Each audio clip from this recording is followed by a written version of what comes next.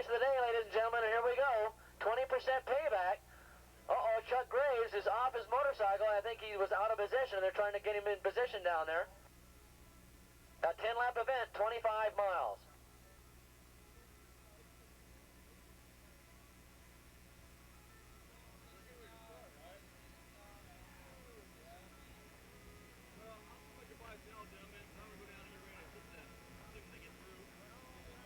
Like you guys later back in town. Give me a call when you guys get back in. Hey, call me. I'll be in the studio. Yeah. We'll just call you from the cellular.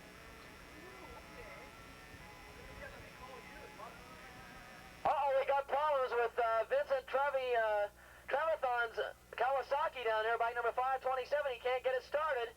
And we're going to go do the race without him, and here we go.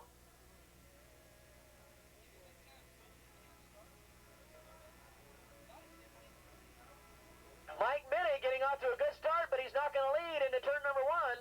He takes over second spot.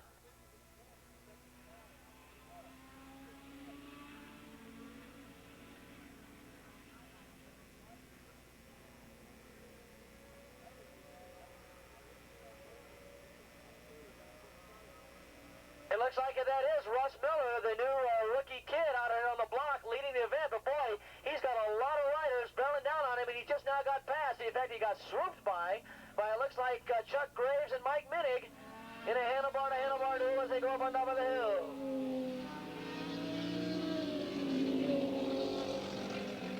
Back, and Russ Miller, the rookie rider, already back there in fourth position. Oh, and second place is down! The rider is down, and the bike is sliding along the track.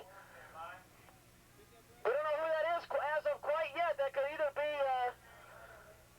it was either Mig or it was Graves. We don't know who quite yet, but it was one of those two riders that went down. The rider was in second spot, and he took quite a tumble, but he's up and all right, and he's walking to his motorcycle right now.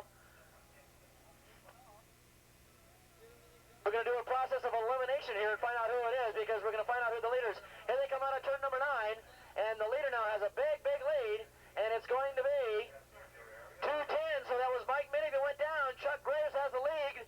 Minnig went down, and here comes Russ Miller taking over second spot from bike number 323. Running in third, that is Curtis Cannon.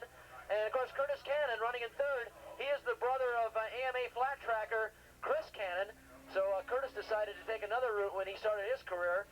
He said he's going to leave Chris in the dirt, and he was going to go road racing. So Curtis Cannon, Chris Cannon's brother, out here racing in third spot in possibly only about his 5th or 6th race. So Curtis Cannon on the Suzuki running in third. And it looks like that is Mike Minnig out there. Yep.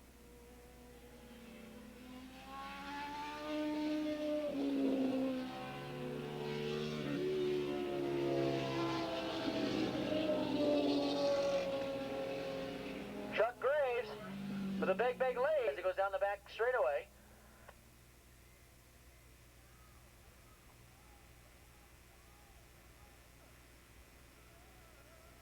I think it looks like Minnig more upset than anything else. He's standing over there, looks perfectly all right. He's just standing next to his bike waiting to be picked up. Here comes Chuck Graves out there all by himself. And he's got about a half straightaway lead over second spot, and that's going to be Russ Miller coming down here. No, Russ Miller's back in third spot now. Coming up in the second, that is bike number 323, and an excellent ride by Curtis Cannon. Now in second spot, Russ Miller in third. Mike Minnig running in fourth spot. Who is that went down? I thought for sure that was Minnig that went down, and Minnig's out there in fourth.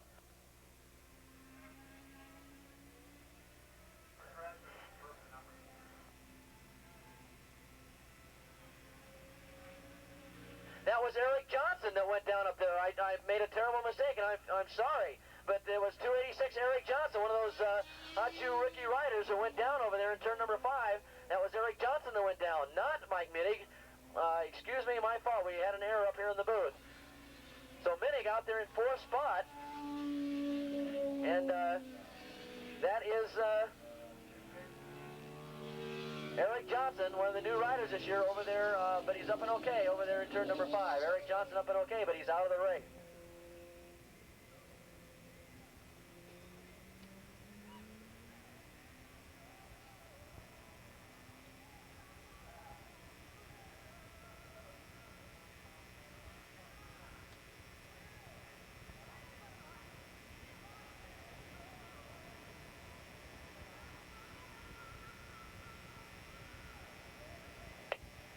Okay, that was 286 confirmed. Eric Johnson then went down over there as Chuck Graves takes the big lead now into turn number 1. And looks like Curtis Cannon is in route to his best run ever as Minnick now gets around Russ Miller. And now Minnick now trying to go after Curtis Cannon to try and get up into the second spot. But Chuck Graves with a big lead. Minnick, however, has a chance, an outside shot at catching Cannon. And it should be an interesting scenario here. Curtis Cannon has some AMA dirt track experience.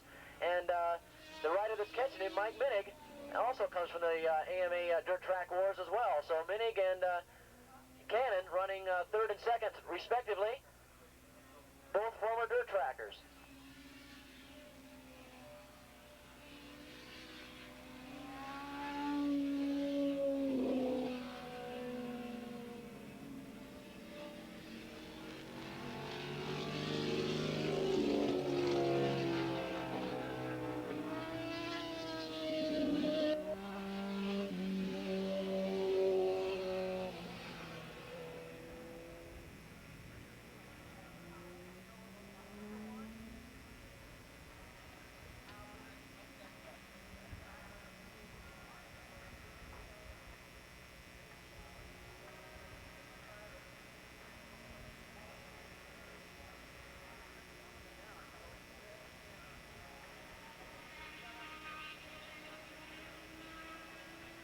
Okay, Graves with a big lead, but look at this. I think Minnick is slowly reeling in Curtis Cannon there in second spot as they head around turn number 1. Russ Miller, braking really early into 1.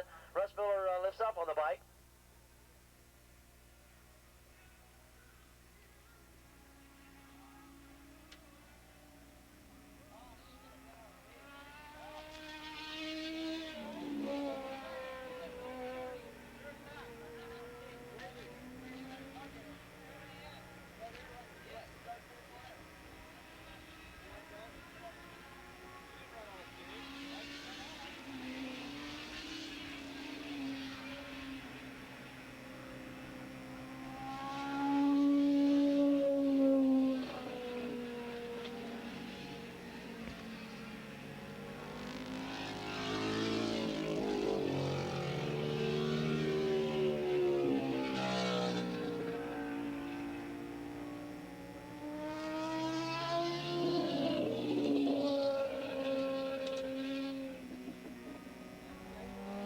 Okay, Chuck Graves coming down, dominating this event. Bike number 210 coming out of turn number 9.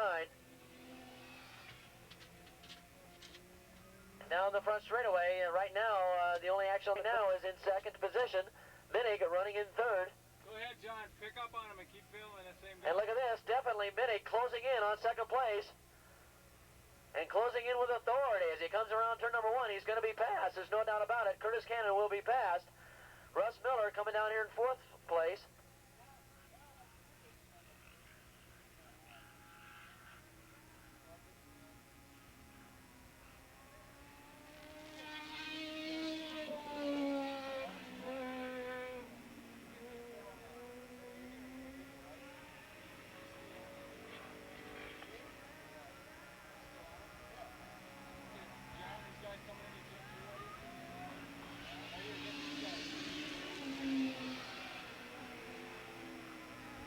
Up here with us now, we've got the winner of the supercart race, and that's right. You didn't win the second one, that's true. But in fact, tell us what happened in the second heat out there. You just pulled into the pits. What happened? Well, a rear axle hub that holds the sprocket broke, and my gears fell apart. No, it wasn't the motor. The motor's still intact, and that means you guys in the carts, you still got that motor to contend with. Why the fascinating times? I mean, you broke the lap record here, I believe, in the beginning of '87, and then you've broken it twice since. What's responsible for that? We have done a lot of work with aerodynamics on the car. It's not really the motor, is it? No, because we run a stock Rotex motor, and we run the stock carburetors, the stock pipes. You know, everything the way the motor comes in your motor, 12,000 RPMs, and they can go up to 13, but if you can make the car run at a lower RPM, the thing will live longer, and aerodynamics has done all of it. That's right. Now, did you have to change your strategy? I mean, this is only a 10-lap event, and you guys are used to running an hour out here, so you're, so did you kind of just say go for broke with the motor? Yeah, kind of. I wish we would have brought new tires, but I didn't anticipate running so many practice laps. But the way the car was running so fast, I wanted to keep running. It was running really well in the morning, and Bob was making a comment that maybe it heated up during the day. You think maybe that might have slowed you down? Yeah, this morning was perfect weather to go out and really go fast. It was cool, and there was no wind, and the track was really tacky. But when our first heat rolled around, it got hot, and the track got really slippery, and I subsequently dropped about 2.5 seconds a lap, and that's just in the weather. That was incredible. I mean, you're right, and yet there was nothing you could do about it, right? You felt you were going just as fast. Yeah, the car felt exactly the way it did this morning, except I just couldn't go around the turns as fast as I could this morning. The car just wouldn't grip the track. The tires were used. We didn't even bring a new set of tires because I didn't think we would need them. But with the way the car was running, I just didn't want to bring it in, and I used them up. Okay, next month, I guess when you come out here, you're going to have, a new set of tires. I guess you guys are going to be running in conjunction with the cat cars, and of course there's going to be a lot of people here, so you will have new tires next month. New tires and a new hub. And maybe a new lap record, you think? If the weather was like it was this morning, that's exactly right. Tom, we're going to let you go back down your pits right now, but a word for your sponsors that are in the back of that cart. We're talking to Tom Kissler, maybe the next Scott Pruitt, who knows, of supercars. He'd like to think so, and he probably is. Let's get a word for your sponsors, Tom. The main sponsor is my dad, Ed Kissler of Myers Forklift, Power Pros, who make the exhaust pipes, and Tony Murphy does a lot of help for us, and we're kind of like his test bed. All the new stuff he wants to try, we try it and go from there. But that's about it. Well, evidently Tony Murphy's system seems to be working. Congratulations to you on the first heat, and we'll see you out here next month. I'll be here. All right, Tom. We'll see you then.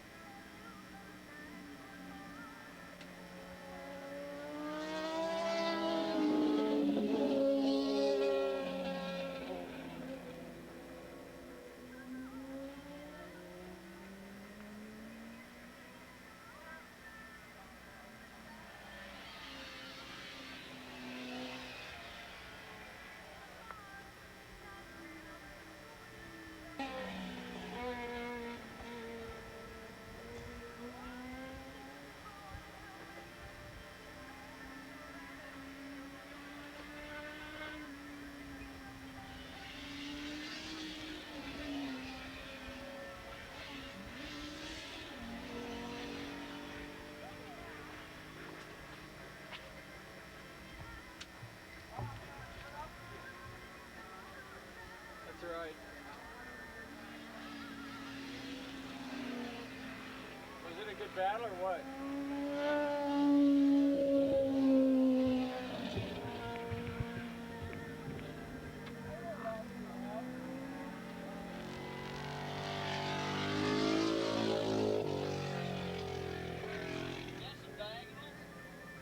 Yeah. How about my bag? Okay, we've got less than a lap to go, and it looks like it's going to be Chuck Graves. And it's going to be Chuck Graves with the win. Looks like Minnick is going to capture second spot. He did get around Curtis Cannon, and he's going to capture an easy second position. And it looks like all the positions are set right now. Russ Miller's going to get fourth. Once again, on your way out, you might want to go down to Circle B Photo and pick up a photo from Skip O'Brien in the prefab building right down here below us. On your way out, riders, go by Circle B Photo and pick up a photo from Skip O'Brien down here in the prefab building right down below us here. White flag.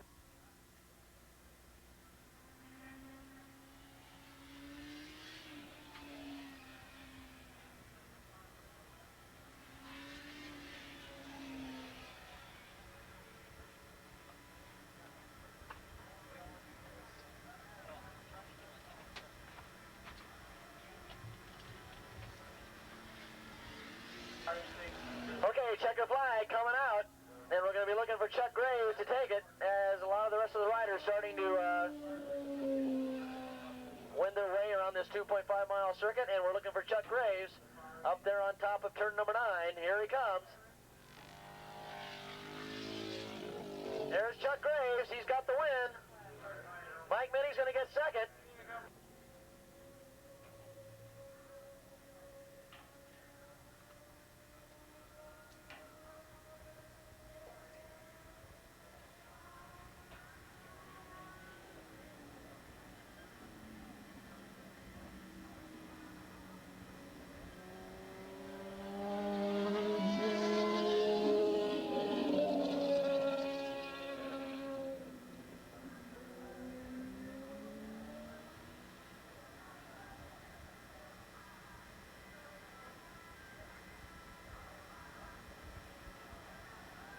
Okay, I want to thank everybody for coming out here today for the first Formula USA event.